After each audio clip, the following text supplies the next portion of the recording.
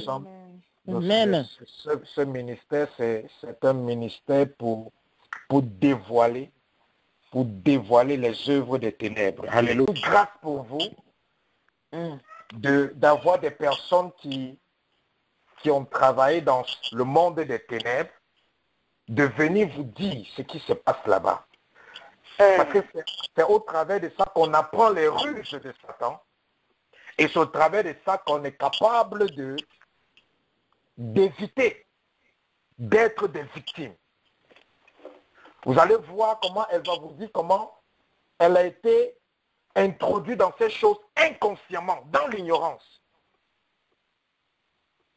Alléluia. Amen. Amen. Seigneur, je trempe cette ligne de prière dans le sang de Jésus-Christ de Nazareth. Quelles que soient les puissances des ténèbres qui veulent perturber ce moment, je relâche le tonnerre. Que ton épée, Jésus-Christ de Nazareth, commence à frapper tout ce qui est connecté en ce moment. Toute principauté, tout prince des ténèbres, toute domination qui essaie de contrôler ce réseau téléphonique, cette ligne de prière, toute personne connectée, je paralyse les manœuvres par le sang de Jésus. Je décrète et je déclare, j'établis Jésus-Christ, Seigneur et Sauveur, en ce moment, j'établis Jésus, Maître en ce moment, au nom de Jésus-Christ. Alléluia. Seigneur, nous te disons grandement merci. Merci Jésus. Pour tout heureux et bienfait. C'est au nom de Jésus-Christ que nous avons prié, que ton sang couvre toute personne connectée en ce moment, au nom de Jésus-Christ de Nazareth. Alléluia. Amen. Donc, Sœur Yvette, est-ce que vous nous écoutez? Oui, pasteur. Amen, amen. Amen. Donc, Sœur Yvette, bonsoir. Sœur Yvette, nous vous donnons la parole. Prenez votre temps pour bien expliquer votre expérience afin que le peuple de Dieu soit interpellé, soit enseigné, soit édifié. Et une fois de plus, je dis à tous ceux qui sont connectés, rassurez-vous qu'il n'y ait pas de bruit. Alléluia. Donc, Maman Yvette, vous avez la parole. Que Dieu vous bénisse. Amen. Alléluia. Bien-aimé, bonsoir. Amen. Moi, je suis Maman Yvette. Je sors du Cameroun. Je suis aux États-Unis pour quelques mois. Et par la grâce de Dieu, il a permis que je puisse connaître le pasteur Madela. Amen. Je vais témoigner. Amen. Amen. Mon témoignage a pour but de vous révéler comment est-ce que l'ennemi, le diable, utilise ses manœuvres pour nous introduire dans la sorcellerie sans que nous ne le sachions. Je vais commencer d'abord par vous parler de mon enfance. Ma mère me disait que lorsqu'elle était enceinte de moi, elle était toujours malade. Et après mon accouchement, moi-même j'ai commencé aussi à être malade. Et elle disait que j'étais tellement malade que même la couleur de mes cheveux avait changé. Elle me disait aussi qu'à chaque fois qu'elle m'amenait chez les marabouts, ces derniers lui disaient que j'avais 4 yeux et que je n'étais pas comme les autres enfants, que j'étais une princesse dans le monde des ténèbres. Et il lui disait aussi que si moi je n'avais pas pitié d'eux, je les aurais déjà tous tués même.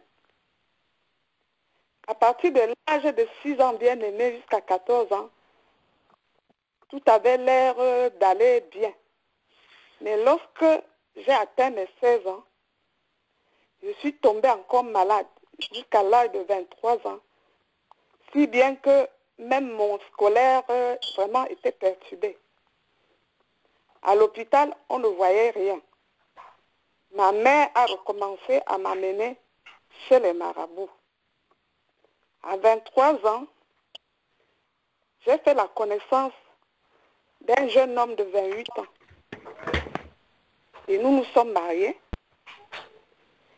Et quelques mois après, je l'ai rejoint en France. Après un an de vie commune, Sa sœur, qui était une grande personnalité au pays, lui demande de revenir au Cameroun. Il repart donc en me laissant en France. Et peu de temps après qu'il soit parti au Cameroun, notre union s'est brisée. C'est ainsi que je me retrouve toute seule, à 24 ans, livrée à moi-même. Je me décide donc de m'inscrire dans une université pour une capacité en droit. Mais les responsables de cette institution me disent que ce n'est pas possible parce que les inscriptions étaient déjà clôturées. Tout ce que j'essayais de faire, bien aimé, en ce moment-là, rien n'allait. Je vous dis rien. C'est comme si toutes les portes étaient bloquées. Me retrouvant donc dans un étau, j'ai cédé à la pression, puisque la famille voulait que je rentre au Cameroun. Je suis donc rentrée au Cameroun. Et lorsque j'arrive donc au Cameroun, les choses devenaient encore de plus en plus difficiles, comme je vous dis. Je tombe encore malade. Je suis opérée 2 fois. J'ai des violents maux de tête qui persistent tous les mois, avec des œdèmes sur tout mon visage. La médecine ne pouvant rien, ma famille décide de m'amener encore chez les marabouts.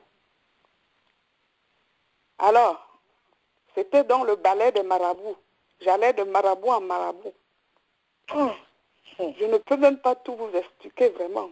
Mais parmi tous ces marabouts-là, 2 d'entre eux m'avaient vraiment marqué par leur pratique. Un jour, je me retrouve donc chez une femme marabout, très réputée au Cameroun. Elle décide de m'interner dans son camp. Et après plusieurs semaines chez elle, elle me dit, tu es une voyante, mais il faut que nous te préparons. Et elle me dit, mes esprits et moi, nous allons te rendre visite ce soir.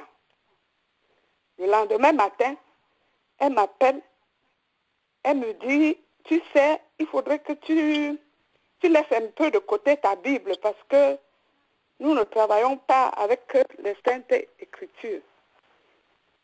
Mais dans ma naïveté, je voulais vous dire que dans ma naïveté, je marchais toujours avec ma Bible. Hein. Je la lisais, c'est vrai, je ne comprenais rien, mais je la lisais quand même. Et j'ignorais même que cette Bible-là me protégeait.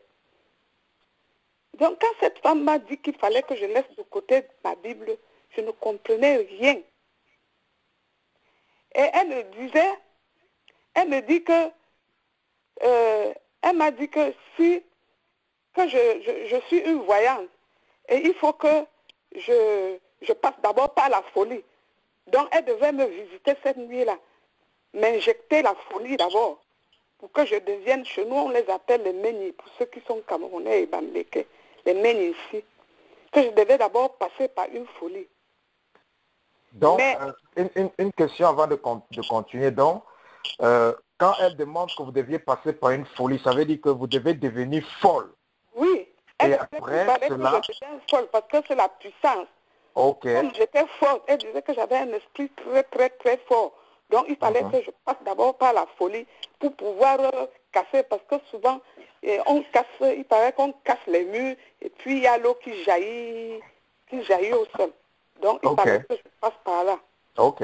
Allez. Mais à cause de ma Bible, donc, elle ne pouvait pas. Les esprits ne pouvaient pas. Donc, elle m'a fait comprendre qu'il y a traitement et traitement et chaque personne a sa manière de procéder. Mais chez eux, ils ne procèdent pas. Il faut que je mette un peu de côté la Bible. Et quand elles auraient fini, je pourrais reprendre ma Bible comme je veux. Donc, ça veut dire que vous aviez toujours la Bible avec vous? Oui, je marchais avec la Bible. Hein. Oui. Je peux dire inconsciemment. Est-ce que inconsciemment. Et cette Bible était toujours avec vous. Et maintenant, ils disent qu'ils vont venir vous visiter la nuit pour vous initier. Oui. Mais ils disent maintenant que lorsqu'ils sont venus dans la nuit, ils n'ont pas pu vous initier parce qu'il y avait la Bible. Oui, parce qu'il y avait la Bible. Et donc, il faut donc que je laisse un peu de côté la Bible. La Bible. Oui. Ok. Donc, ça veut dire que cette Bible la parole de Dieu les a empêchés de venir faire ce qu'ils voulaient faire dans votre vie, de venir faire cette initiation? C'est plus tard que j'ai compris. Moi, je ne comprenais pas ça à ce moment-là. Ok, Ça que allez-y. j'ai compris. Donc, quelques jours après, je me décide donc de partir de là. Et quand je pars de là, on m'introduit encore chez un autre marabout. Et ce dernier travaillait avec les esprits des Indes. Et celui-là, donc, avec un maître qu'on appelait Mohan. Donc, chez lui, donc, pour faire une consultation, on le faisait par écrit, sur un papier avec l'entête du maître qui se trouvait en Inde. Et quand il ne faisait... Oui, pasteur. Oui, allez-y, allez-y, je vous écoute. Oui, on le faisait sur une entête, sur une feuille. Et sur cette feuille-là, il y avait l'entête, une entête là.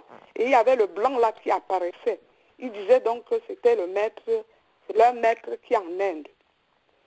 Et le courrier, c'était vraiment, après avoir écrit, tu mettais le courrier dans un canari.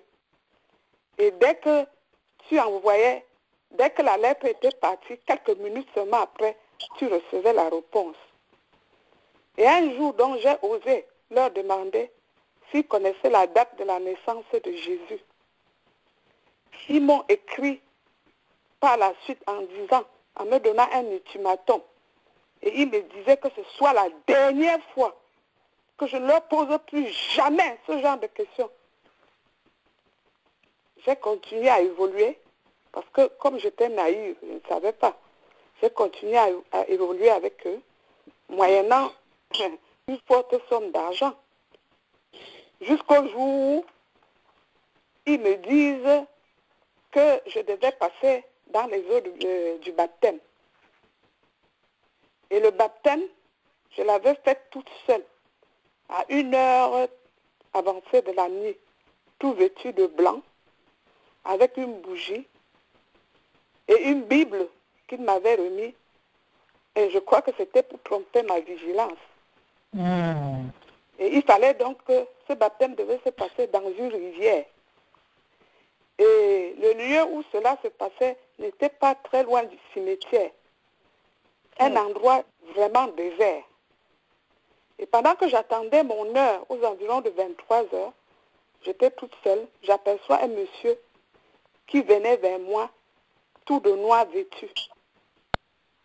À quelques millimètres de moi, il s'arrête net, comme si quelqu'un l'empêchait d'avancer vers moi. Après plusieurs tentatives, il abandonne.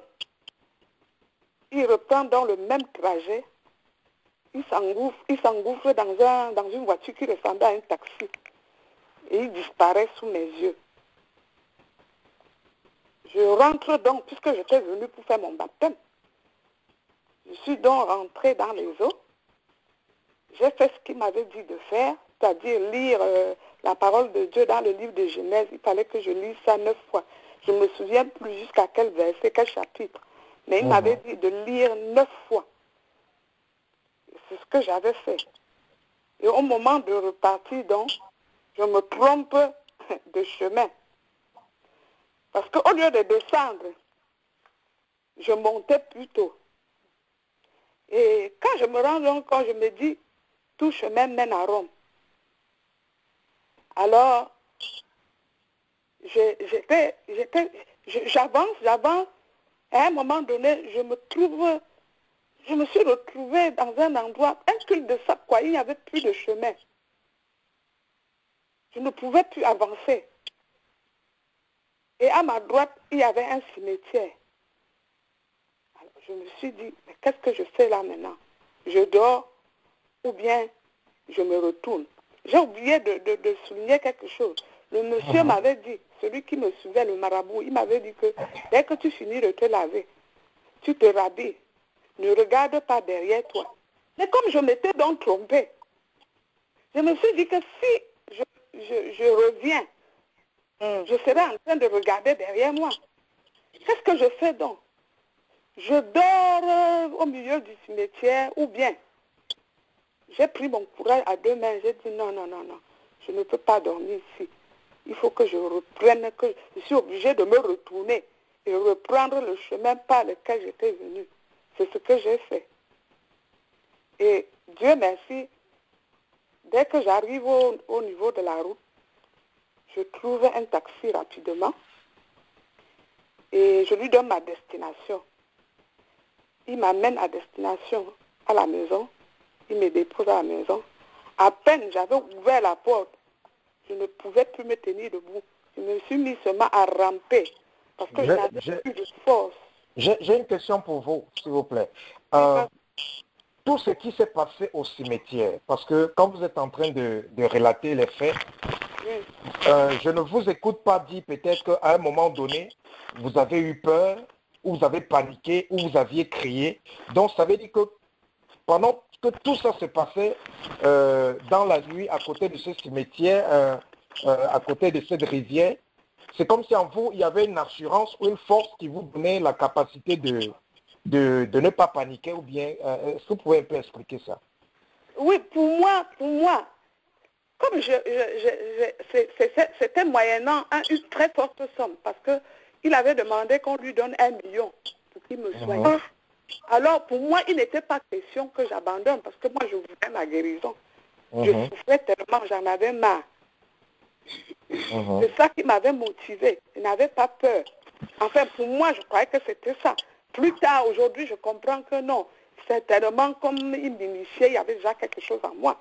Mais à ce moment-là, je pensais que c'était à cause, comme je ne voulais pas perdre mon argent, et je voulais pas aussi, je voulais guérir, quoi. Je voulais guérir. On avait payé cher, parce que moi, je voulais ma guérison. Oui, c'est ça qui m'avait motivé. Ok. Allez-y, continuez. Oui, et je disais donc que une fois que j'arrive à la maison, je me mets seulement à ramper parce que je n'avais plus de force. Je rampe donc jusqu'au niveau de ma chambre. J'arrive quand même à me jeter dans mon lit, mais quelque chose m'a paru bizarre parce que dans ma chambre, la chambre est devenue toute noire, ténébreuse, vraiment bizarre. Et quand je regardais dans les airs, il y avait plusieurs genres d'animaux qui étaient suspendus dans les airs. Il y avait les lions, il y avait les chats, il y avait les souris, il y avait les cafards, il y avait des lézards, tout genre de bêtes qui étaient suspendus. Dans votre chambre? Dans la chambre. Et la chambre était noire, un noir sale, comme si, tu vois la fumée, quoi, quand on fait le feu à bois, c'était sale. Mais comme je disais tantôt, comme je n'avais plus de force, j'ai passé 3 jours dans mon lit. Je n'ai même pas pu me lever.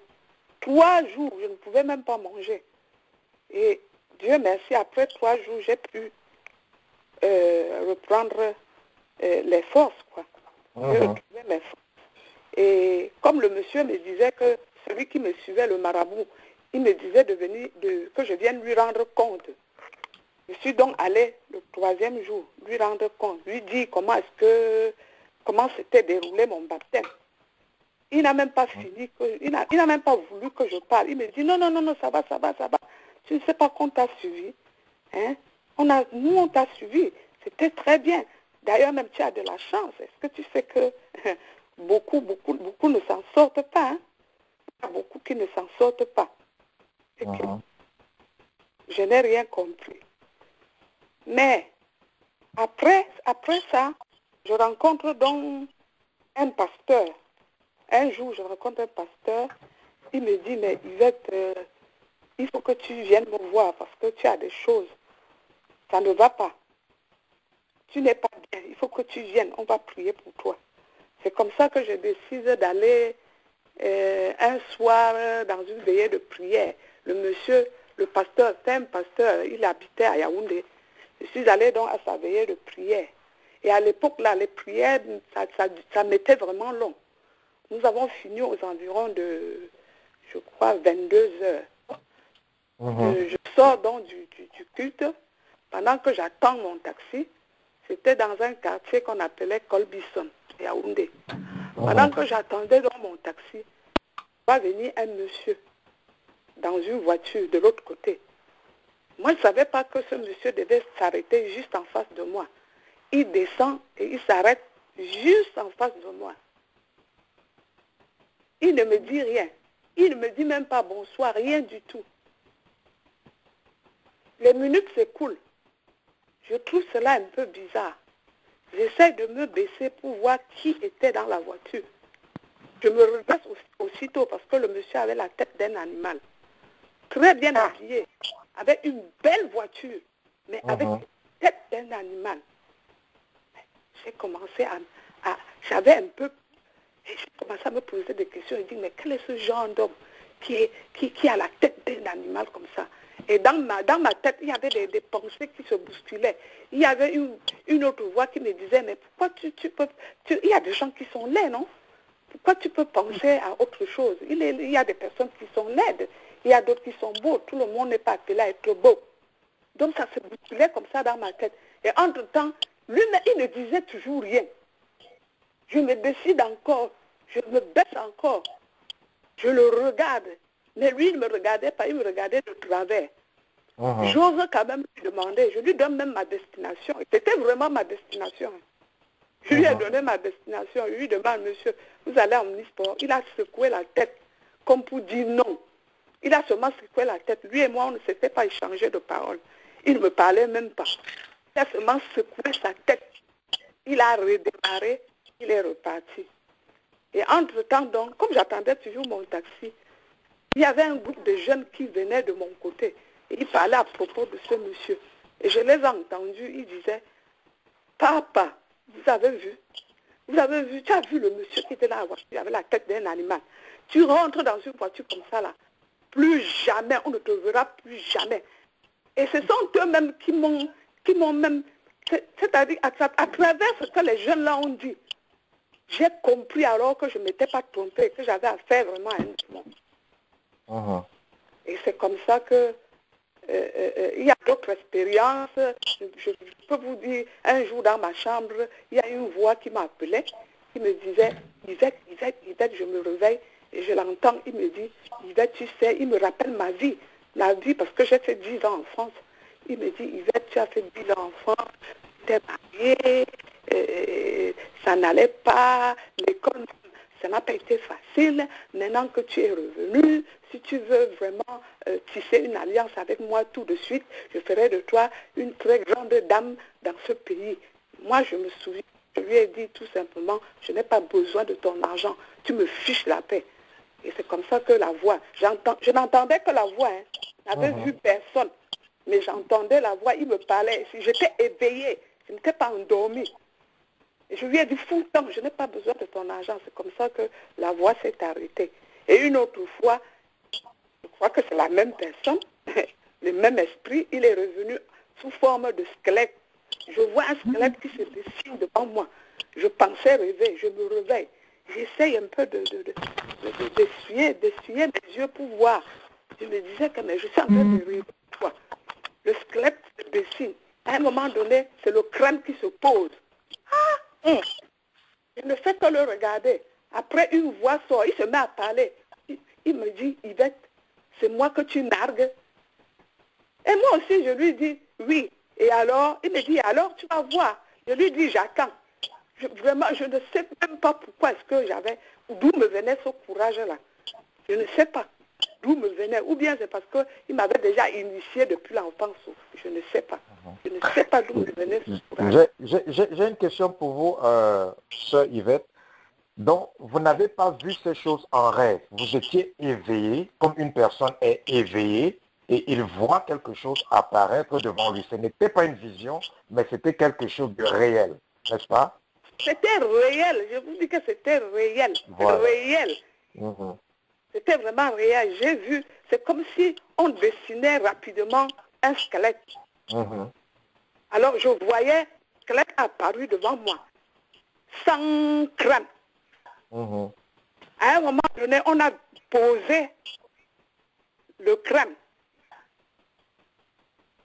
On a posé le crâne. Je ne sais pas qui a posé, ben, c'était tout un squelette, l'ensemble, quoi, comme quelqu'un qui est mort et qui a pourri.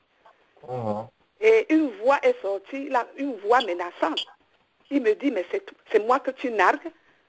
C'est moi que tu nargues? Je lui dis oui. Et alors, il me dit, et alors, tu vas voir. Je lui dis, ok, j'attends. Comme je ne connaissais pas le Seigneur, bon, il est parti. Et c'est bien après, quand j'ai donné ma vie à Dieu, que j'ai commencé à comprendre, parce que je ne savais pas pourquoi il me disait que je le narguais. Mais j'ai compris après que c'est parce que j'utilisais la Bible. C'est pour ça qu'il disait que je le narguais. Je ne comprenais pas ça à ce moment-là. À l'époque-là, je ne comprenais pas. C'est à cause de la Bible. Il me disait que je le narguais. Donc, il ne voulait pas que je lise la parole de Dieu. Amen. Amen. Et maintenant, quelle était votre expérience dans la nuit? Souvent, vous sortez de votre corps, vous voyez vous transformer en quelque chose, un animal ou quelque chose. Oui, est-ce que dans la vous partiez nuit. dans des bagarres, dans des réunions? Oui. Qu'est-ce qui s'est passé? Essayez un peu de raconter ce qui s'est Oui, passé. j'ai oublié parce que, vous savez, c'est une histoire qui date depuis 10 ans et ça continue jusqu'à aujourd'hui. Oui, pendant que j'allais chez ce monsieur, ce marabout qui me suivait à Yaoundé, qui m'a fait faire le baptême, il disait qu'il fallait qu'il m'arme, afin que je puisse me défendre toute seule parce que ils avaient constaté qu'en moi, j'avais des dons que Dieu m'avait donnés et qu'il fallait qu'il me forme afin que je n'ai plus à venir toujours les voir, que je puisse me défendre toute seule. C'est ainsi qu'il me donnait des choses à faire, des incantations que je faisais. La première fois, ils m'ont demandé d'acheter un tissu. Et sur ce tissu, ils m'ont dit ce que je devais faire. Tracer un cercle avec des noms qu'ils m'avaient donnés. C'est ce que j'ai fait. Et ce jour-là, il m'a demandé de rentrer dans le cercle et d'invoquer Bastet 123. C'est ce que j'ai fait. Je l'ai invoqué. Et ce jour-là, il me disait que si jamais tu vois Jésus, il ne faudrait pas que tu aies peur. J'ai dit, oh non, si c'est Jésus, vraiment, je suis prête à le recevoir. Là, malheureusement, je n'ai même vu personne, mais j'ai senti comme si quelque chose était entré en moi ce jour-là. Mais je n'ai vu personne. Et c'est comme ça qu'ils m'ont suivi pendant au moins 4 mois. Tout le temps, j'avais des choses à faire et je devais également leur rendre compte de tout ce que je voyais la nuit. Donc, toutes les nuits, durant au moins 3-4 mois, je ne faisais que bagarrer. Je pouvais bagarrer avec plus de 100 personnes. Et je les frappais tous. Je l'ai frappé et il me disait de la rendre compte. Et chaque fois que je venais lui dire, il me dit, mais qu'est-ce que tu as vu la nuit? Je lui dis que voilà, j'ai bagarré avec 100 personnes, je les ai tous frappés. Il dit, bravo, mais c'est bien, c'est très bien, c'est très bien. Ça veut dire que tu es forte. Et 2 fois, je me voyais en sous forme d'oiseau, comme l'aigle. Je volais tellement, oh, je traversais des océans, des brousses, des choses terribles. J'ai aussi connu une expérience. Un jour, ils m'ont arrêté. Ils sont allés me jeter dans une prison qui était construite dans les eaux. Comme si la prison était construite dans l'océan. Et pour y arriver, il fallait traverser, comme on appelle souvent ça la forêt, l'Amazonie, une forêt amazonienne. Pour aller dans cette forêt. Alors, je me suis retrouvée un jour dans cette prison et je vois quelqu'un qui entre comme un général blanc avec des galons. Il rentre, il passe devant moi, il me regarde, il jette un coup d'œil, il me regarde et la prison là était très vaste. Et comme j'avais quelqu'un qui veillait sur moi dans cette prison, il y avait quelqu'un qui veillait sur moi. Je suppose que c'est un démon aussi. Il me dit, et c'est le même démon, ces gens-là, ils ne sont pas sérieux. J'ai l'impression qu'ils se trahissent même entre eux. C'est le même démon qui me dit, tu sais, je vais t'aider à fuir à partir d'ici. Et je te dis que la prison était tellement haute, plus de 30-40 mètres de haut. Il dit, je vais t'aider à partir d'ici. Tu sais, tu vas prendre l'angle-ci. Comme ça, tu voles, tu pars. Et c'est comme ça que je me suis retrouvée en train de voler. Voler. Juste au moment où je voulais traverser le mur, je me retourne un peu pour regarder dans la prison. Je vois la même personne, le général là, blanc, qui a pris l'épée et qui a taillé la tête de ce démon parce qu'il m'a laissé partir.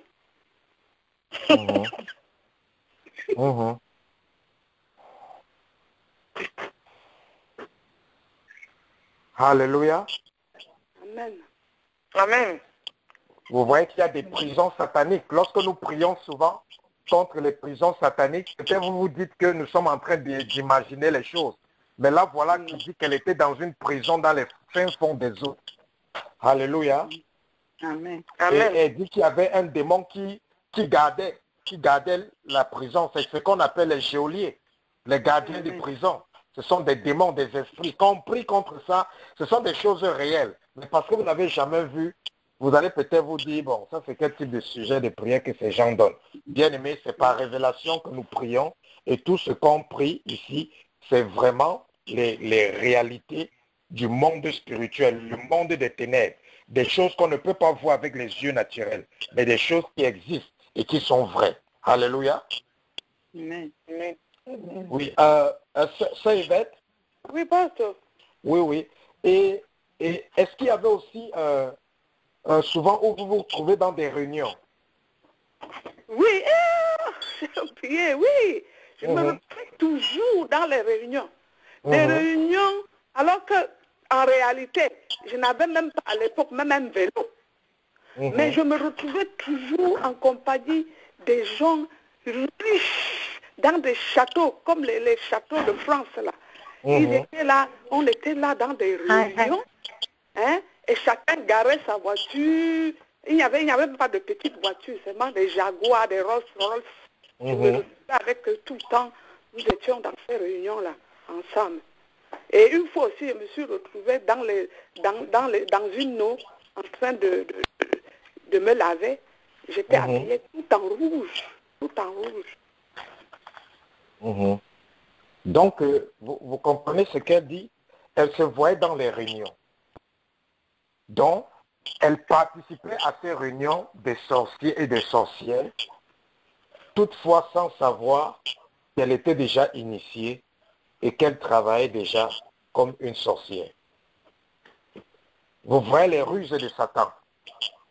Et maintenant, quelque chose qu'elle ne savait pas, c'est que elle pensait qu'elle avait les cauchemars chaque nuit parce qu'on venait l'attaquer, elle combattait, elle avait la victoire. Mais elle ne savait pas que Satan l'avait déjà choisi pour lui servir. Et Satan avait mis en elle des pouvoirs. Et Satan voulait maintenant qu'elle utilise les pouvoirs qu'il avait mis en elle. Et c'est pour ça que chaque nuit, Satan envoyait les gens pour venir l'attaquer. Et lorsqu'elle ripostait, elle utilisait cette puissance diabolique et elle était capable de vaincre tous les gens qui venaient la combattre. Donc, Satan était en train de faire quoi? De l'entraîner, sans qu'elle ne se rende compte. Amen. Je crois que c'est vrai ce que vous dites là, pasteur, parce que quelque chose me revient. Quand ils ont commencé à m'entraîner, ils m'ont demandé un jour d'aller tuer un monsieur que je connaissais très bien. Le chef Nié Kamga, pour ceux qui connaissent le Cameroun, Bafoussam, ils ont un chef qu'on appelait le chef Nié Kamga. Il est déjà décédé. À l'époque, il était encore en vie. Ils m'ont demandé d'aller tuer ce monsieur. Je leur ai dit jamais, je ne peux pas le faire. Je ne peux pas. Je ne peux pas le faire. Et aussi, vous vous trouvez aussi en train de combattre avec les animaux aussi? Oui, un jour, ils m'ont envoyé un tigre qui est venu m'attaquer. J'ai bagarré avec le tigre et je l'ai déchiré avec mes mains. Je l'ai déchiré avec mes mains. Dans le rêve? Dans le rêve. Voilà. Mais donc, tous les matins, j'étais toujours fatiguée, hein, vraiment très fatiguée. Voilà. Et qu'est-ce que ces gens qui qui vous encadrait là, vous disait chaque matin? Non, il me disait que c'était bien. Ouh, c'était bien. J'étais pas n'importe qui. Hein. J'étais pas n'importe qui, vraiment. Ouf, je suis une très grande dame. Il faut qu'ils m'apprennent vraiment. Je peux bien me défendre. Et après, ils vont me confier toute une région. Voilà. Toute la région du littoral. De gouverner dans le monde des ténèbres. Vous gouvernez. Mais je ne savais pas que c'était. Oui. Tout à fait. Donc, vous voyez comment Satan est rusé. Il lui fait penser qu'elle a les attaques dans les rêves, qu'elle est juste en train de rêver, alors que non, c'est la réalité, mais la réalité spirituelle. Elle est en train de combattre. Elle se voit déchirer les tigres, les panthères qui viennent l'attaquer. Ça veut dire qu'en elle, il y avait déjà cette puissance de le faire. Et chaque matin, elle se lève fatiguée. Parce qu'elle n'était pas en train de dormir, elle était en train de combattre réellement. C'est pour ça que certains d'entre vous, vous allez dormir la nuit, mais vous vous réveillez le matin fatigué. Pourquoi? Parce que vous n'étiez pas en train de dormir. Pendant la nuit, on utilisait votre corps pour faire quelque chose. C'est pour ça que vous êtes plus fatigué quand vous vous réveillez que lorsque vous êtes allé dormir. Vous comprenez? Oui.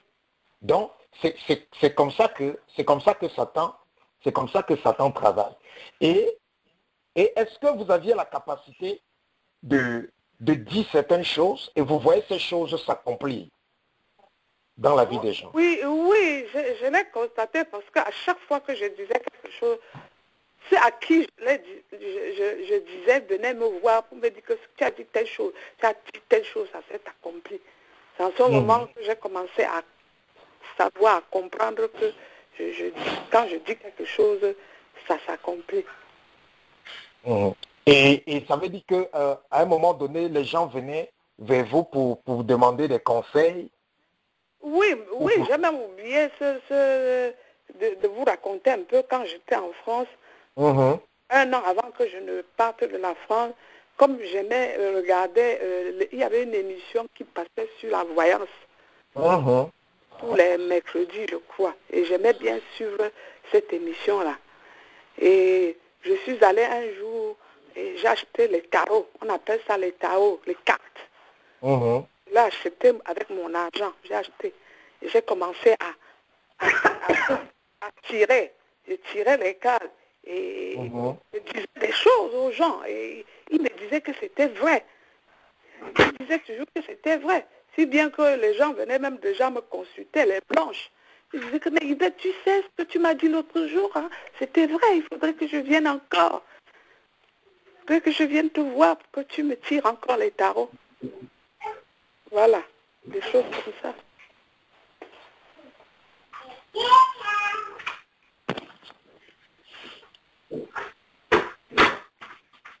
Alléluia. Amen. Et comment était votre relation avec les hommes?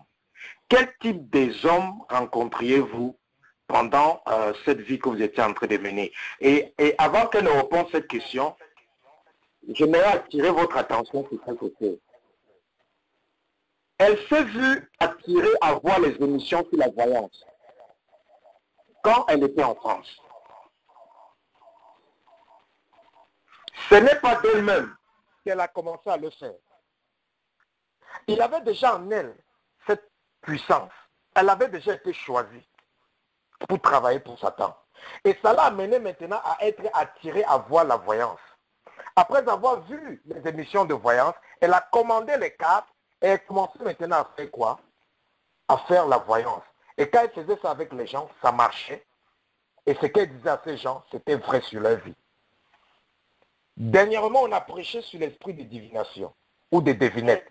Quelqu'un est capable de te dire tout sur ta vie, mais ça ne vient pas du Saint-Esprit, mais ça vient des esprits familiers ou des puissances démoniaques. Je ne sais pas si vous voyez la concordance entre ce qu'elle vous dit et les enseignements que nous vous donnons tous les jours. Vous voyez la concordance entre les deux? Amen. Amen. Voilà. Donc, elle était Elle était attirée à voir ces émissions. Et après, elle a acheté les cartes. Elle a commencé à lire les cartes sur la vie des gens et ça marchait. Donc, Satan était toujours en train de faire quoi? Satan était en train toujours de l'entraîner. Petit à petit, sans qu'elle ne s'en rende compte. Et c'est Satan qui met encore en elle, maintenant, le désir de rentrer dans son pays d'origine, le Cameroun, en sachant que c'est là-bas qu'il a préparé alors ceux qui vont l'initier à une autre dimension. Et c'est pour ça que certains d'entre vous, vous êtes souvent poussés à aller dans certains endroits, à aller dans certains pays. Vous ne savez pas ce qui vous amène là-bas. Il y a des puissances qui vous contrôlent et qui vous amènent là-bas pour vous amener à faire des rencontres qui vont vous dérouter, pour vous amener à faire des rencontres qui vont vous détruire, pour vous amener à faire des rencontres qui vont vous amener sur le chemin de la perdition. Alléluia. Amen, amen. Oui. Donc, sœur Yvette. Oui, pasteur. Oui. Donc, comment étaient vos relations avec les hommes et quels sont les types des hommes que vous rencontriez pendant que vous étiez dans cette phase d'initiation? Oh, mes rapports avec les hommes, au début, ça avait l'air d'aller. Hein. Si vous pouvez commencer un peu avec l'étape de... Vous aviez été marié? Oui, j'ai été mariée. Voilà. Si vous pouvez un peu commencer avec à partir de là-bas et puis vous nous dites avant le mariage, pendant le mariage et après le mariage. Oui, quand je me suis mariée, je suis venue en France pour retrouver mon mari. Mais l'union n'a même pas tenu 1 an. Hein. Il est reparti au Cameroun. Il est reparti au Cameroun, il m'a abandonné en France. J'ai fait 10 ans en France. Je suis rentrée au Cameroun. Et pendant que je suis au Cameroun, lui, il était encore là-bas. Mais il avait déjà presque perdu la tête. Là, maintenant, c'est le mari de sa sœur qui raconte. Et cette dame, elle n'était pas, je dis bien, c'était une personnalité de la vie. Je ne veux pas citer son nom parce qu'on la connaît. On la connaît. Donc, il semblerait qu'il avait déjà perdu la tête. Mon mari avait déjà perdu la tête. Et son beau-frère, donc le mari à sa sœur, c'est lui qui me raconte, il me dit qu'il marchait dans la rue, nu-pied, et à chaque fois, il prononçait le nom de sa sœur en disant que, oh, toi, ma sœur, telle, tu m'as trompé, hein, c'est toi qui as fait en sorte que ma femme s'en aille, donc Yvette. Et comme elle ne pouvait plus supporter, elle a renvoyé en France. Et quelque temps après, il est mort de cancer. On l'a ramené au Cameroun. Et j'ai eu à rencontrer d'autres hommes. J'ai rencontré plusieurs autres hommes. Mais à chaque fois, ça finissait toujours en queue de poisson. Parce que tantôt, c'était des rosicruciens. Quand bien même je l'ai rencontré, même à l'église, c'était toujours des sorciers, des personnes bizarres. Ça finissait toujours en queue de poisson. Donc, vraiment, je n'ai pas rencontré. Donc, il vous est même arrivé de rencontrer des hommes dans des églises, mais ça n'a pas empêché qu'ils ne soient pas des sorciers ou des réseauchrétiens. Donc, tous les hommes que vous rencontrez sur votre chemin, c'était soit des sorciers, soit des personnes appartenant à des sectes, soit des réseauchrétiens. Oui, mais j'ai rencontré même, il y a un qui s'est passé pour un pasteur. À l'époque, j'étais encore jeune et je voulais me marier. Il me dit, lui aussi il était jeune, il me dit, Dieu m'a dit que tu es ma femme. Moi, étant naïve, est-ce que moi je connaissais même encore la parole de Dieu? Rien du tout. Je lui ai dit, ok, moi j'avais une seule envie, je voulais me marier. Alors, je lui ai dit, ok, qu'est-ce qu'on fait? Il dit, oui, on peut commencer à consommer le mariage. Je dis, mais non, est-ce que c'est comme ça se passe? Il me cite dans le passage d'Isaac, qui est de Rebecca. Rebecca, oui. Il me dit, tu vois, quand il allait demander la main à Rebecca, après ils sont entrés sous la tente. Tu crois qu'ils faisaient quoi sous la tente? Et quand ils sont entrés sous la tente, c'était fini. Et c'est comme ça que moi j'ai cédé. Et quelques temps après, je me rends compte que Il ne sortait pas seulement avec moi, il sortait même avec une de mes sœurs, il sortait même avec plein de sœurs à l'église. Je dis bien sœurs, c'est-à-dire que ma sœur même, sans compter les sœurs de l'église. C'est comme ça que, bon, je n'ai pas pu, enfin, on a arrêté. Donc, bien aimé, vous comprenez ce qu'elle dit? Elle rencontrait des occultes, des francs-maçons, même quand elle part à l'église, les gens qu'elle rencontre, c'était des personnes qui font la sorcellerie. Quand un pasteur utilise la parole de Dieu, les versets bibliques, pour amener une brebis à commettre l'impudicité avec lui, c'est quoi? C'est de la sorcellerie. On vous a enseigné sur les gènes de la sorcellerie l'autre fois. Et qu'est-ce que le pasteur dit? Il utilise les prophéties. Dieu m'a dit. C'est ce qu'on vous dit ici. Ce n'est pas parce que quelqu'un vous dit Dieu m'a dit que vous devez croire. Non. Dieu a dit. Mais vous devez avoir aussi une relation personnelle avec Dieu. Parce que tout flatteur Dieu dépend de celui qui l'écoute. Elle n'était pas enseignée. Et regardez comment elle était la victime de Satan. Elle était la victime même des faux serviteurs de Dieu. Et elle dit qu'elle a même rencontré des hommes à l'église avec qui ils planifiaient d'être ensemble, mais elle se rend compte que ce sont des réseaux chrétiens.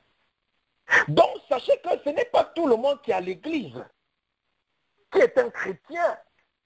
Ce n'est pas toute personne qui prêche sur l'autel qui est un serviteur ou une servante de Dieu. Il y a des loups dévorants, vêtus comme des pasteurs. Il y a des loups dévorants, vêtus comme des apôtres, des prophètes. Il y a des loups dévorants, vêtus comme des brebis. Elle se disait que non, dans le Seigneur, si je rencontre un homme là-bas, ça sera une bonne personne. Mais elle rencontre des gens, des sorciers, dans l'église. Et vous voyez aussi une autre chose. Lorsque tu es animé d'un certain esprit, cet esprit t'amène à rencontrer seulement le type de personnes qui ont aussi ton même esprit. Amen. Parce qu'en elle, il y avait la sorcellerie. Ça l'amenait à rencontrer seulement les gens qui pratiquaient aussi la sorcellerie. Donc tu dois faire attention. C'est pour ça qu'on dit qu'il faut te dépouiller de tout ce qui n'est pas bien. Il faut changer ton caractère, ton comportement. Parce que ce qu'il y a en toi, c'est ça qui va attirer ceux qui vont venir vers toi.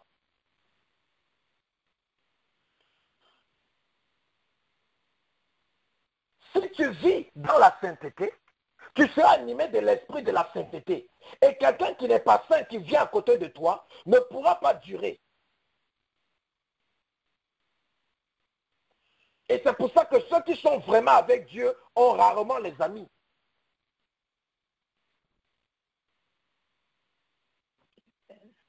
Parce qu'ils ne rencontrent pas des personnes qui sont animées du même esprit que eux. Vous comprenez? Amen. Amen. Certains d'entre vous, vous n'êtes pas tombés sur les mauvaises femmes. Pourquoi? Parce qu'en vous-même, c'est le même esprit qu'il y a. Et ça vous amène seulement à rencontrer les mauvaises femmes. Certains d'entre vous, vous êtes que tombés sur les mauvais hommes. Parce que l'esprit qui est en vous, ça vous amène seulement à rencontrer les mauvais hommes. Elle, son esprit l'amenait seulement à rencontrer les gens qui font la sorcellerie. Et vous voyez qu'on utilise même la Bible pour faire la sorcellerie. C'est ce qu'elle a dit. On utilisait la Bible. On disait de lire quand les parties fait l'initiation. Je pense qu'on va revenir là, à la fin. J'ai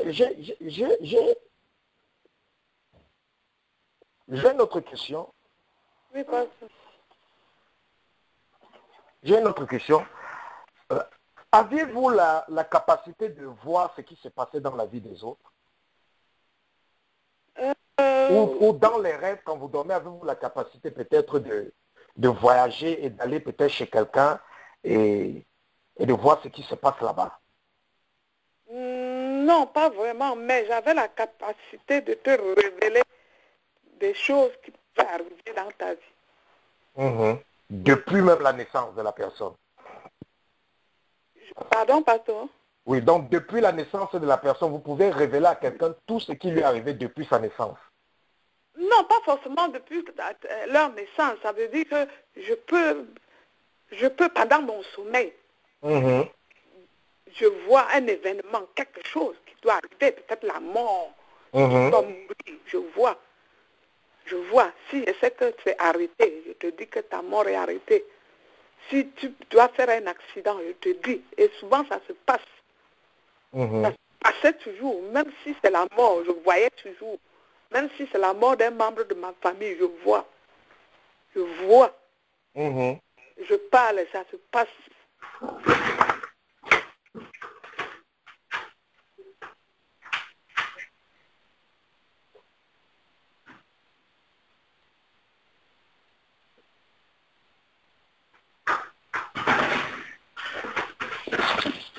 Et maintenant, vous avez dit que vous volez, vous vous transformez en oiseau et en aigle.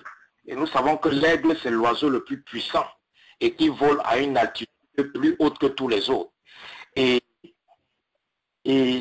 quand vous volez, ça veut dire que vous pouvez peut-être quitter d'un pays à un autre, d'un continent à un autre, en volant comme ça dans la nuit?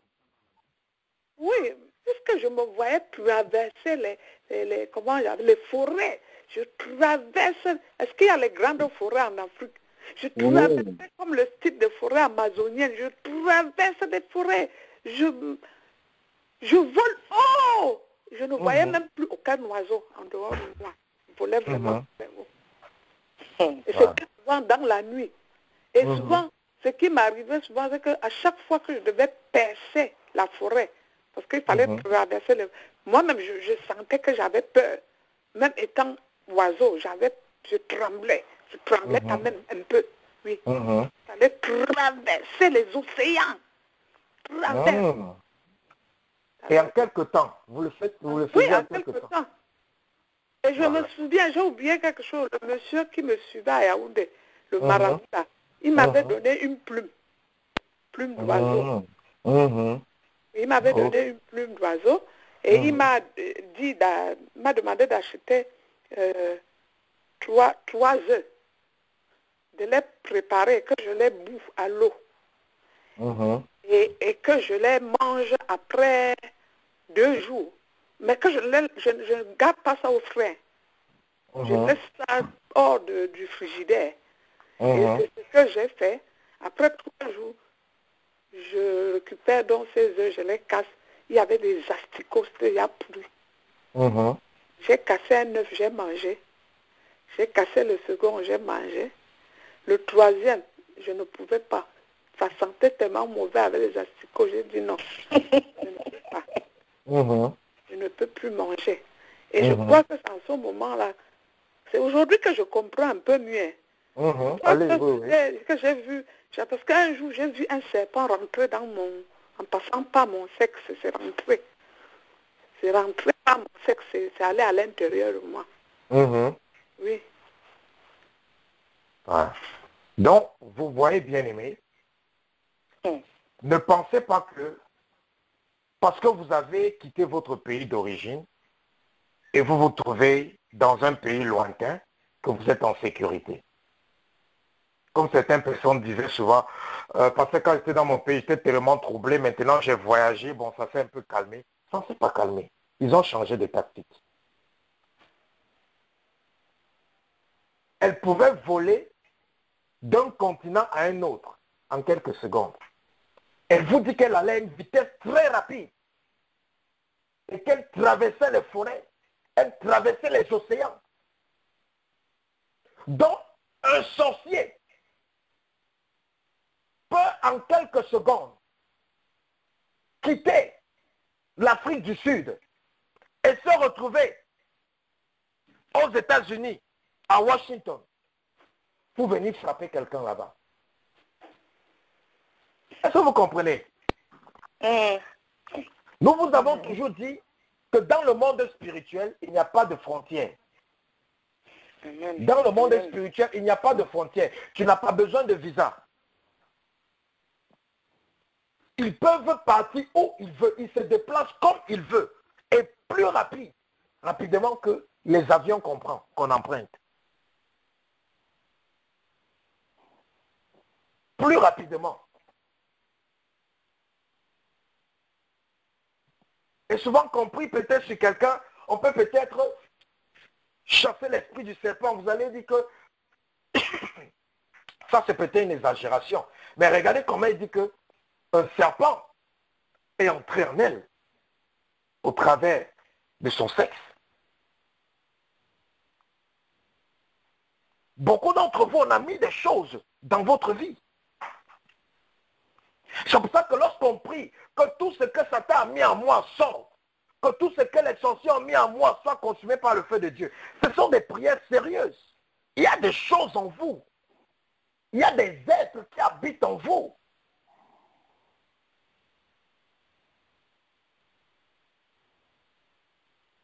Comme une dame de l'Arabie Saoudite qui disait l'autre vendredi après la prière de vendredi matin, elle a eu un songe où elle a vu un être comme un être des os qui avait les piquants sur tout le corps qui est sorti d'elle. Et son problème c'est quoi? Elle sentait comme s'il y avait quelque chose qui marchait dans tout son corps et qui la piquait. Et après la prière du vendredi matin à la ligne de prière,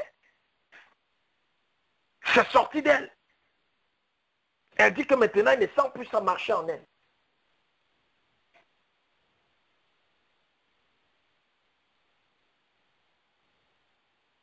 Est-ce que vous comprenez, bien aimé? Amen. Amen.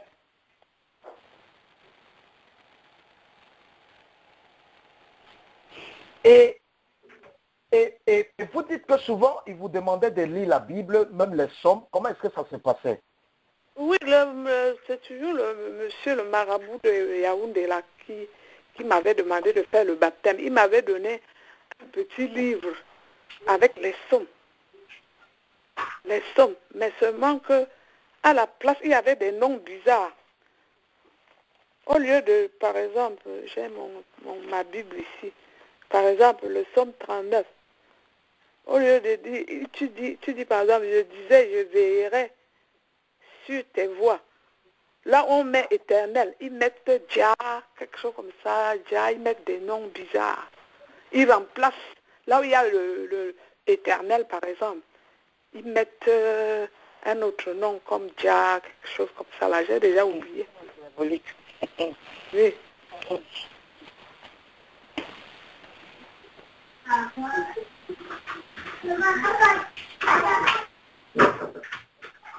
Alléluia. Amen. Et les sons qu'on vous faisait lire, est-ce que les mots qui étaient, les noms qui étaient dessus, étaient les noms que nous avons vraiment dans notre Bible? Non, justement. Il remplaçait les noms là par un autre nom. Les noms bizarres. Ok. Oui. Mais c'était les mêmes, je peux dire, les mêmes écrits, quoi. Voilà. Donc ça veut dire que... Mais, comme on peut dire, celui qui l'a fait, on peut dire, attendez, je vais lire un peu le psaume 41. Nul n'est assez hardi pour l'exciter, qui donc me résisterait en face, Jah, par exemple. On remplace, on met un nom qui n'existe pas dans la Bible. Il n'existe pas dans la Bible, ok. Oui, oui. Voilà. Donc, en quelque sorte, bien aimé, qu'est-ce qui se passe ici? Satan utilise le langage de la Bible, Oui. mais il n'utilise pas la parole de Dieu. Il y a la différence entre le langage et la parole de Dieu. La parole de Dieu, c'est quand tu n'enlèves rien et tu ne retires rien. Ça, c'est la parole de Dieu. Mais lorsque tu retires quelque chose ou tu ajoutes quelque chose, ce n'est plus la parole de Dieu. C'est peut-être le langage qui a été utilisé, mais ce n'est plus la parole de Dieu. Il laisse les versets bibliques. Si peut-être sur un verset biblique, on dit que Jéhovah est Seigneur. Maintenant, dans leur Bible, ils vont enlever le nom Jéhovah, ils vont peut-être mettre un nom X, qui signifie un esprit ou un démon chez eux. Ils vont dire maintenant, X est Seigneur. Voilà, c'est comme ça, oui. Toi, tu penses que tu es en train de lire les Psaumes de David. Alors que non, tu n'es plus en train de lire les Psaumes de David. Tu es en train de lire le langage de David, mais ce n'est plus la parole de Dieu que tu es en train de lire parce qu'on a changé les noms. On a changé certaines choses là-bas. Parce que rassurez-vous, tout ce que, lorsqu'on ajoute dans la parole de Dieu, ou lorsqu'on retire dans la parole de Dieu, ça ne devient plus la parole de Dieu. Ça ne devient plus la parole de Dieu.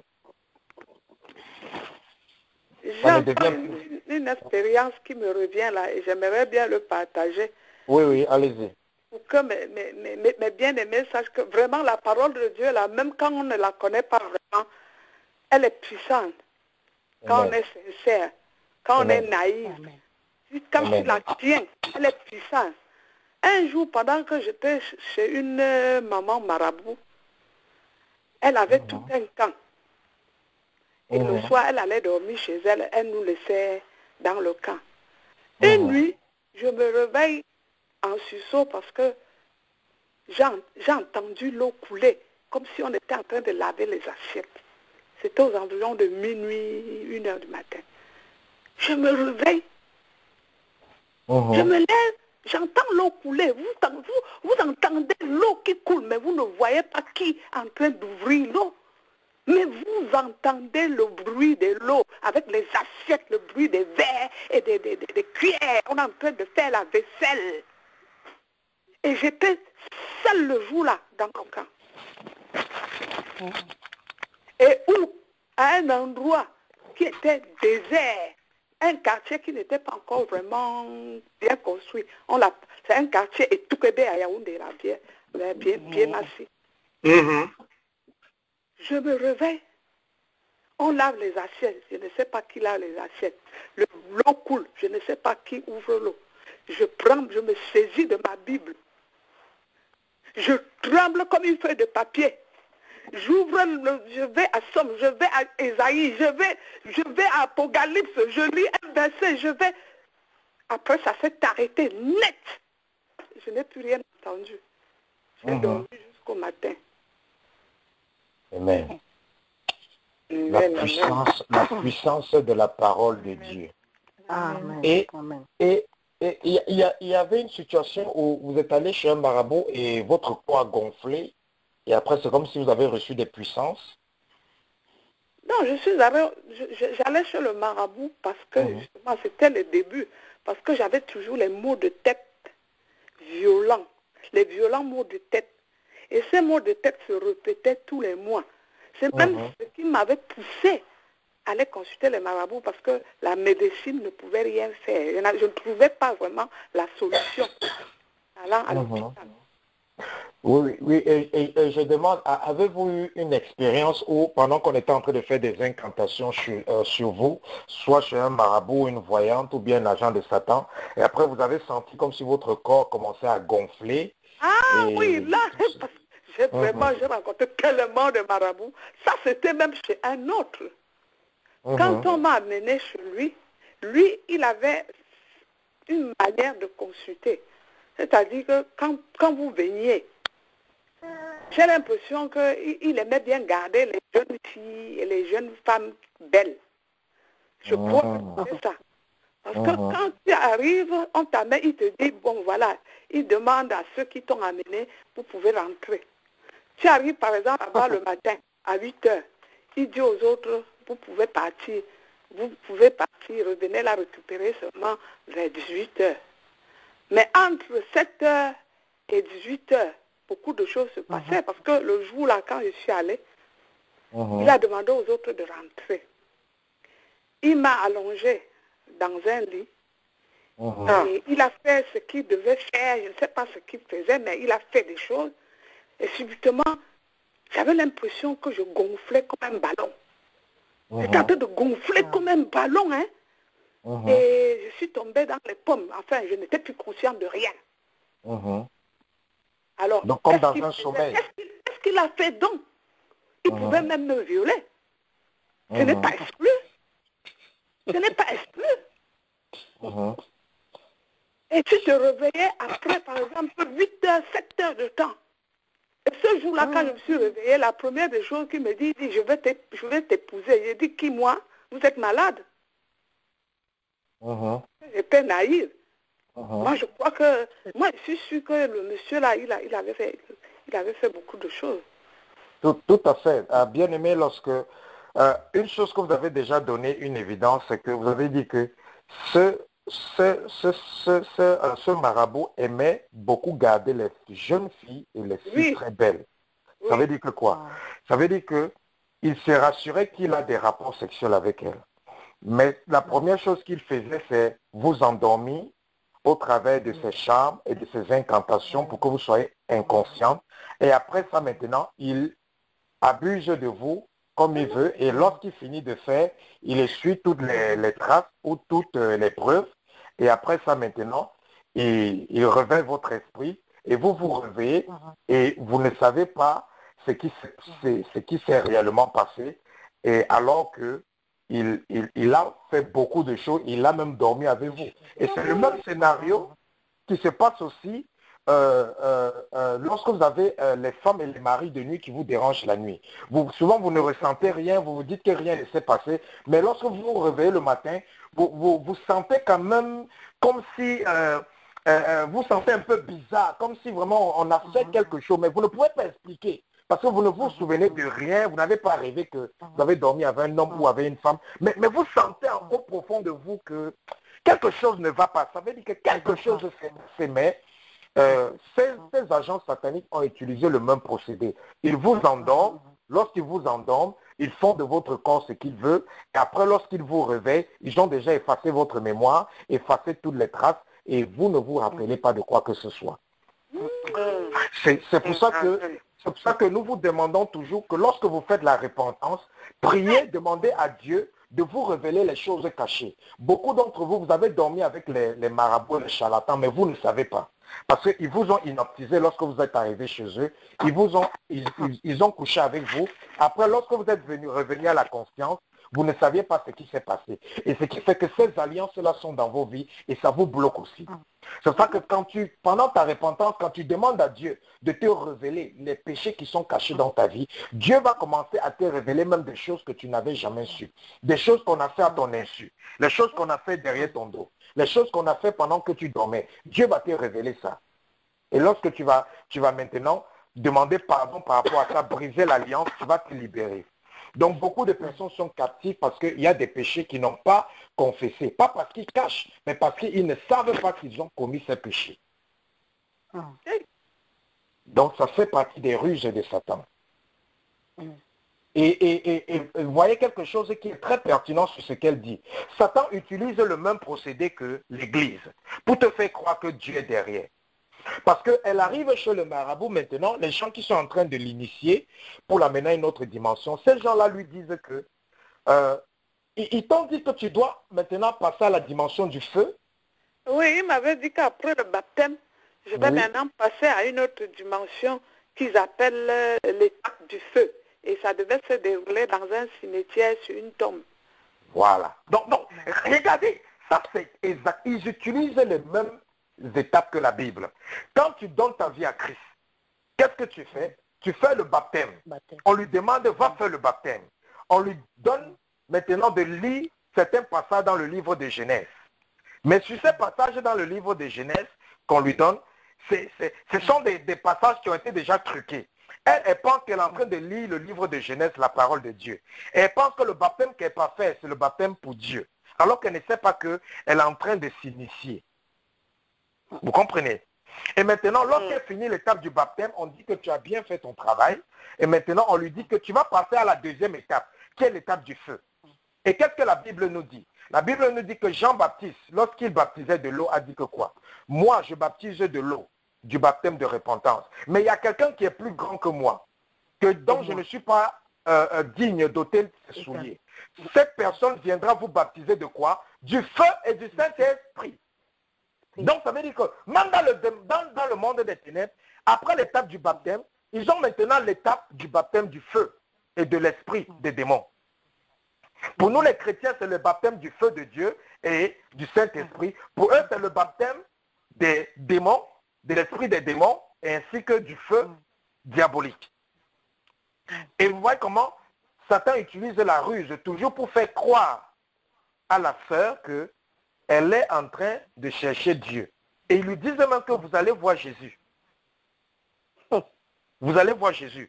Et une fois, vous, est-ce qu'ils vous ont amené peut-être quelque part dans une cour et peut-être ils ont commencé à invoquer les esprits, peut-être des 4 coins cardinaux. Oui, et tout là ça. c'est une autre, c'est pas le même le monsieur de Yaoundé. Celle-là c'était une femme. Comment ça s'est passé? Expliquez-moi. Oui, comme ma famille ne voulait pas de cette histoire de voyante-là. Elles m'ont abandonné là-bas, elles ne voulaient pas. Et moi-même, j'étais fatiguée. Je lui ai dit qu'il faudrait que je rentre d'abord à la maison. Elle me dit, bon, ok, pour que tu rentres à la maison, il faudrait que je te présente quand même à mes esprits. C'est qu'elle m'a amenée à l'extérieur, dans sa cour. Elle s'est tournée vers les 4 points cardinaux. D'abord, au nord, elle m'a présenté. Au sud, elle me présente. À l'est, elle me présente. Et à l'ouest, elle me présente. Voilà. Et elle invoquait, elle appelait des esprits? Oui, elle appelait, oui.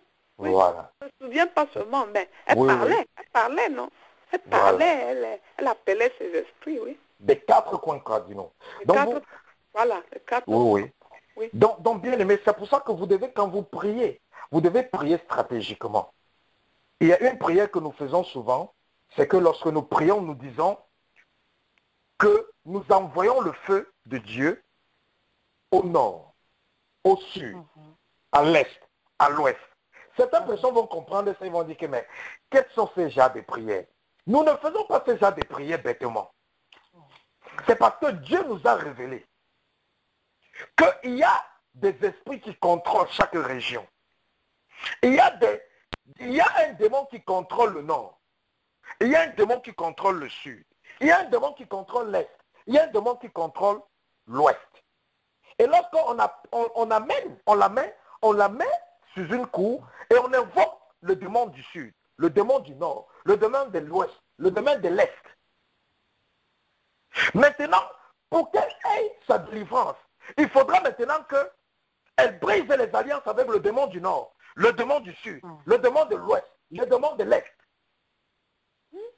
Il faudra maintenant qu'elle envoie le feu de Dieu pour détruire tout ce que le démon du sud, le démon du nord, le démon de l'ouest, le démon de l'est a fait dans sa vie.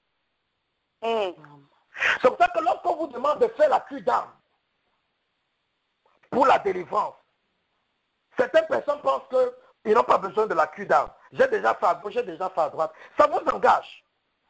Mais sachez que c'est pendant la cure d'âme que nous vous expliquons de quoi est-ce que vous souffrez et comment est-ce que vous pouvez arranger votre problème. Parce que si on t'a initié d'une manière, pour que tu sois délivré, tu dois briser ce qui a été fait de la même manière que cette initiation a été faite. Amen. Et certaines personnes, même pendant la cure d'âme, ils ne veulent pas dire la vérité. Ils ne veulent pas s'ouvrir. Et c'est pour ça qu'ils prient tous les jours, ne sont pas délivrés. Hein? Et c'est pour ça que vous allez maintenant écouter les pasteurs qui vous disent, si tu es en Christ, tu es une nouvelle créature. Les choses anciennes sont passées, toutes choses sont devenues nouvelles. Bien aimé, ça c'est pas la réalité. Hein. C'est la parole de Dieu, mais ce n'est pas la réalité. On n'est pas délivré parce qu'on donne sa vie à Christ. Ça c'est du mensonge. Ce n'est pas l'évangile de Dieu. Ce n'est pas l'évangile de Dieu. Que veut dire être en Christ? Quand quelqu'un est réellement en Christ, c'est quelqu'un qui est totalement délivré. C'est pour ça que la Bible dit que toute chose est devenue nouvelle dans la vie de cette personne. Et toute chose du passé devenant, et toute chose ancienne est passée dans la vie de la personne. Que veut dire être en Christ? Être en Christ, ça ne veut pas dire donner sa vie à Christ seulement, non. Être en Christ, ça veut dire que bien que j'ai donné ma vie à Christ, j'ai été totalement délivré. C'est ça que veut dire être en Christ. Parce que quelqu'un qui n'est pas totalement délivré, Christ ne l'appartient pas totalement. Parce qu'il y a certains domaines de sa vie qui sont encore contrôlés par les démons. C'est pour ça que vous devez être enseigné. Ne lisez pas un verset biblique littérairement. Le Saint-Esprit est là pour nous enseigner. Demandons au Saint-Esprit de vous enseigner la révélation derrière toute parole qui est écrite. Être en Christ, ça ne veut pas dire donner sa vie à Christ, se baptiser. Non, ça ne veut pas dire ça, c'est pas être en Christ. Je ne peux pas dire que je suis en Christ totalement, alors qu'il y a encore un domaine de ma vie qui est encore contrôlé par un démon. Non. Non, je ne suis pas encore en Christ totalement. Donc demandez au Saint-Esprit de vous enseigner. Tout le monde a besoin de la délivrance. Amen. Donc vous voyez que Satan utilise le procédé de l'Église. Il lui fait croire qu'elle doit aller se baptiser. Elle pense qu'elle est en train de faire le baptême de Jean-Baptiste. Maintenant, il lui dit qu'elle doit passer à la deuxième étape, qui est le baptême du Saint-Esprit et le baptême du feu. Elle pense que c'est le baptême du Saint-Esprit et le baptême du feu de Dieu. Mais elle ne sait pas que c'est le baptême de Satan. Parce qu'on lui dit maintenant que pour avoir son baptême de feu, ça doit se passer où? Dans un cimetière, sur une tombe. Vous voyez? Oui, Satan. On lui dit que le baptême du feu sera sur une tombe, dans un cimetière. Donc, bien aimé, nous ne partageons pas ces choses avec vous pour glorifier Satan, ou bien notre ministère n'est pas là pour se focaliser sur Satan, non. Non, nous sommes là pour faire ce que Jésus a dit. Vous savez, il y a un seul passage dans la Bible où Jésus-Christ a dit ce qu'il est venu faire. Qu'est-ce qu'il a dit là-bas? Il a dit, je suis venu pour détruire les œuvres des ténèbres. Qui a déjà lu ce verset? Alléluia. Amen. Qui a déjà lu ce verset? Moi. Vous n'avez pas encore lu ce verset, vous voyez, vous êtes des chrétiens. C'est pour ça que Satan vous garde comme des victimes. Vous allez ouvrir votre Bible. Bien aimé, aujourd'hui c'est long, mais sachez que c'est pour votre bien. Normal. Si tu es fatigué, tu te déconnectes. Mais si toi, tu sais que Dieu veut te bénir, toi, reste connecté. Alléluia. Amen. Amen. Amen. Voilà. Donc, Amen. Et sachez une chose. Quel passage, pasteur? Oui, le passage, c'est dans Jean, 1 Jean chapitre 3, verset 8. Mais avant qu'on ne lise ça, sachez une chose, c'est que ça, ce n'est que le début. Nous allons amener plusieurs personnes qui vont vous partager leur expérience dans le monde des ténèbres. Et vous allez voir que les prières qu'on fait, la parole qu'on prêche ici, c'est quelque chose qui est réel. Il y a des gens qui ont vécu ça. Des gens qui ont travaillé dans le monde des ténèbres. Nous avons invité un monsieur qui a pratiqué la sorcellerie et qui mangeait les gens, qui tuait les gens, qui mangeait les gens. Donc, et nous sommes en train de travailler dessus. Nous allons aussi lui donner l'opportunité de s'exprimer parce que c'est le travail auquel Dieu nous a appelés de dénoncer les œuvres des ténèbres, exposer cela et détruire. Alléluia. Et délivrer les gens qui sont captifs de ça. Parce que c'est ces gens qui témoignent là. Vous pensez que Satan va encore venir les déranger? Non. Parce que Dieu nous donne les instructions pour nous rassurer qu'on encadre ces personnes afin que toute puissance qui va essayer de venir les perturber encore avec cette sorcellerie ou cette magie sera frappée de mort. Alléluia. Amen. Amen. Donc, bien aimé, c'est ça, le temps est venu où Dieu commence à exposer Satan parce qu'il est fatigué que Satan maintienne son peuple dans l'esclavage. Donc d'ici bientôt, on aura plusieurs autres témoignages. Le prochain sera le témoignage d'un monsieur qui était un sorcier, qui mangeait la viande humaine, il buvait le sang humain, et Dieu aussi l'a fait sortir de ce milieu. Alléluia. Amen. Alléluia. Donc c'est pour ça que vous devez toujours être dans la sainteté, dans la sanctification, parce que nous disons ici nous adressons ici des choses sérieuses.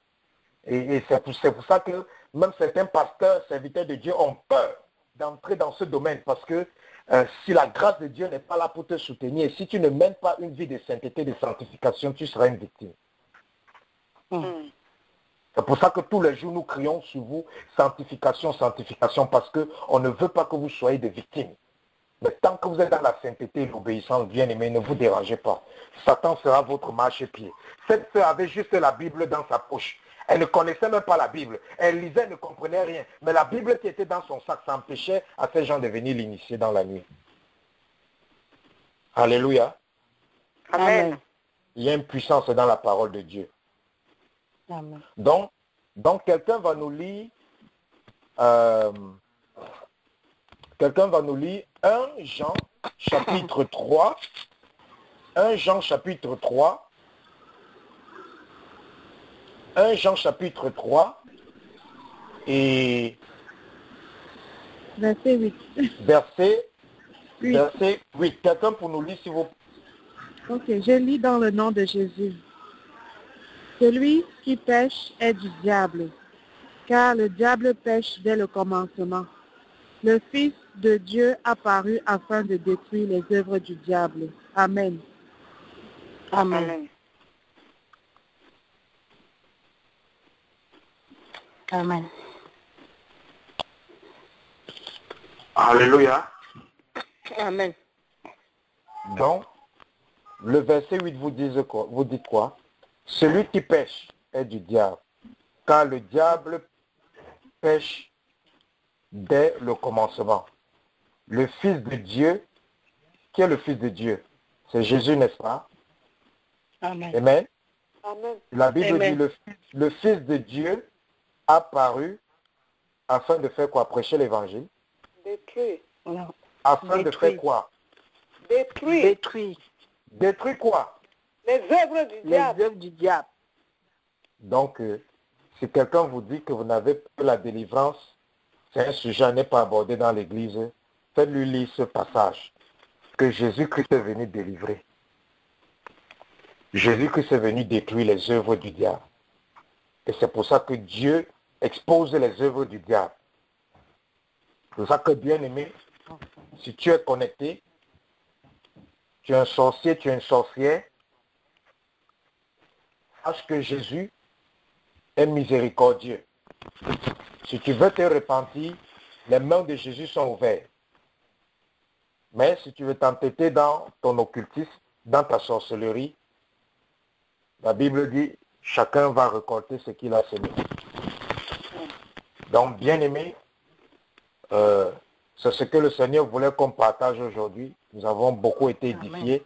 La sœur Yvette n'a pas pu tout dire, mais nous aurons l'opportunité de l'écouter davantage quand le Seigneur va le permettre, afin qu'elle continue à nous édifier. Et elle-même, vous avez constaté, à un moment donné, elle se rappelle de certaines choses parce qu'il y a tellement de choses, elle ne peut pas se rappeler de tout, mais par la grâce de Dieu, elle aura l'opportunité de continuer à nous aider à dévoiler et à découvrir toutes ces œuvres des ténèbres. Alléluia.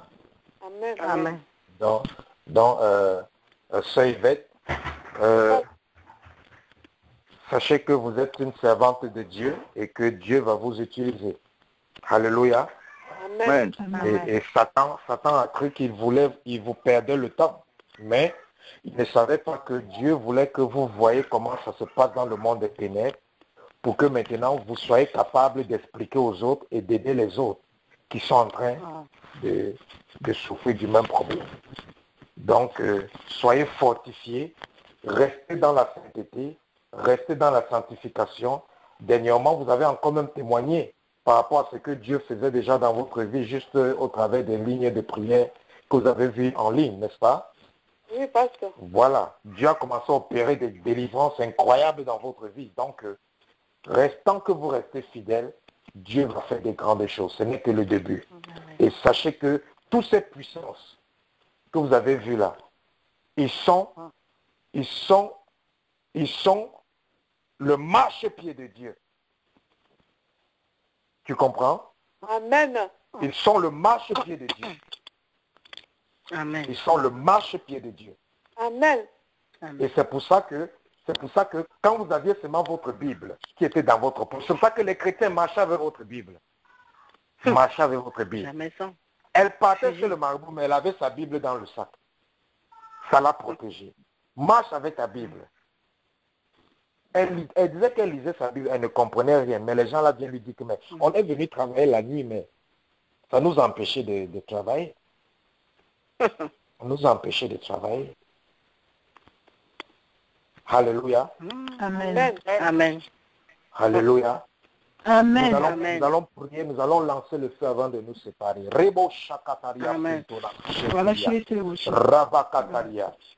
Lebokataria. Parce que lorsque l'ennemi est exposé, il va vouloir répliquer. Amen. Vous comprenez? Il va vouloir répliquer. Amen. Donc nous, on va le mettre hors d'état de nuit. Amen. Amen. Tu vas ouvrir ta bouche et nous allons lancer le feu contre toute puissance qui veut répliquer Amen. par rapport à ce qui a été dévoilé aujourd'hui. Que ce soit dans la vie de la sœur, s'il veut répliquer dans la vie de la sœur, ou répliquer dans la vie du pasteur, ou répliquer dans la vie de toute personne connectée ici. Dis, oh Seigneur, Oh Seigneur. Oh Seigneur, nous relâchons le feu nous relâchons le feu pour consumer pour consumer pour consumer toute puissance toute puissance satanique satanique satanique de la sorcellerie de la sorcellerie qui veulent répliquer qui veulent répliquer à cause de ce qui a été dévoilé. à cause de ce qui a été dévoilé. Au nom de Jésus. Au nom Au de nom puissant de Ouvre Jésus-Christ. ta bouche, lance le feu. Rabachek. Oh Père, Seigneur Jésus, toi qui es notre roi, toi qui es le général de l'armée de Jéhovah, relâchons, Seigneur Jésus-Christ, toi qui nous as déjà sauvés. Tu nous as déjà sauvés, Seigneur Jésus, par ton sang sur la sainte croix. Nous relâchons, Seigneur Jésus, ton feu, ton amour, si tout ennemi, l'ennemi qui va se lever, pour venir par tout Seigneur Jésus, tu viens de faire force. Dans la vie les de la sœur Yvette,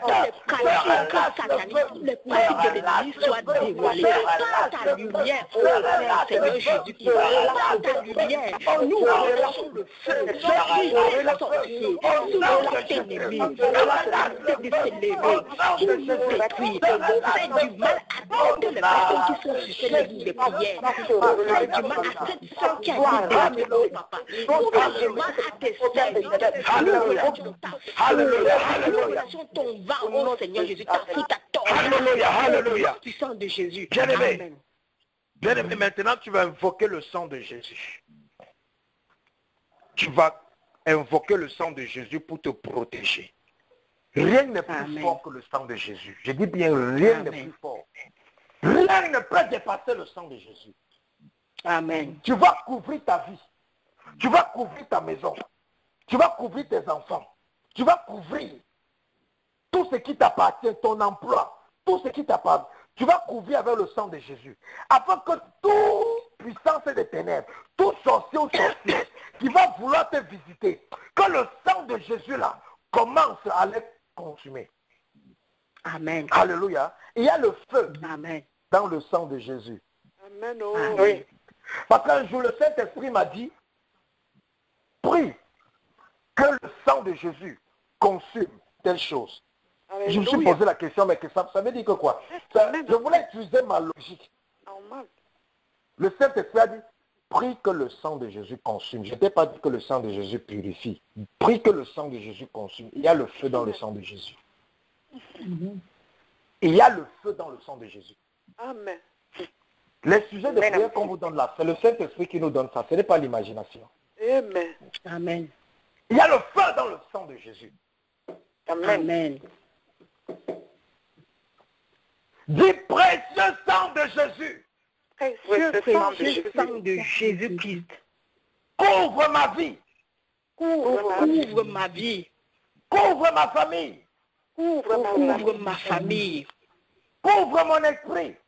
Couvre mon esprit. Couvre mon âme. Couvre mon âme. Couvre mon corps. Couvre mon corps.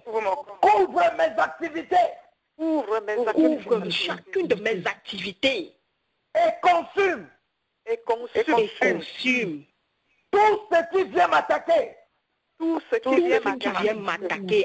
Au nom de Jésus. Au nom de Jésus. Commence à te couvrir avec le sang de Jésus. Commence à toucher tes enfants. Commence à toucher ton mari. Couvre ton épouse. Couvre tes entreprises. Couvre ta voiture. Couvre ta maison. Couvre tes biens. Commence à prier. Commence à prier. Seigneur, qui vienne me couvrir.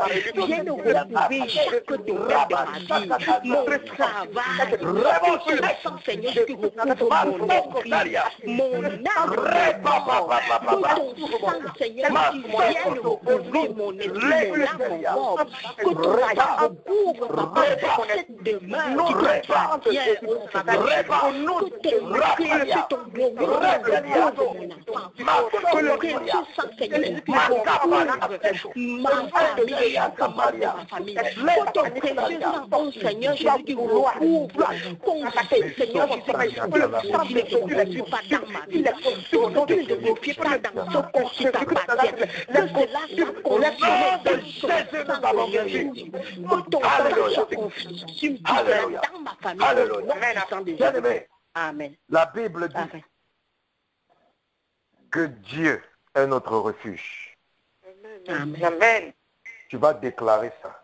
Que Dieu soit ton refuge, qu'il soit le refuge de ton âme, qu'il soit le refuge de ton cœur, qu'il soit le refuge de tes pensées, qu'il soit le refuge de tes enfants, qu'il soit le refuge de ton mari, de ton épouse, qu'il soit le refuge de ta destinée, de ton emploi, qu'il soit le refuge de ta carrière, qu'il soit le refuge de ta maison, de tout ce qui t'appartient, que Dieu soit le refuge.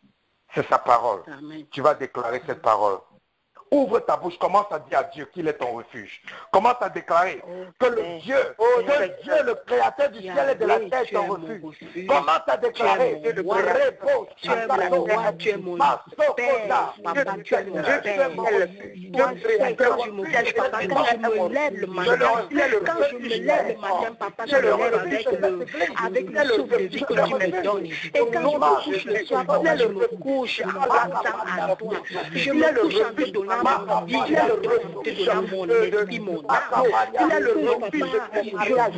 Il a le refuge de recevoir mon âme, mon esprit. Il a le refuge de ma terre.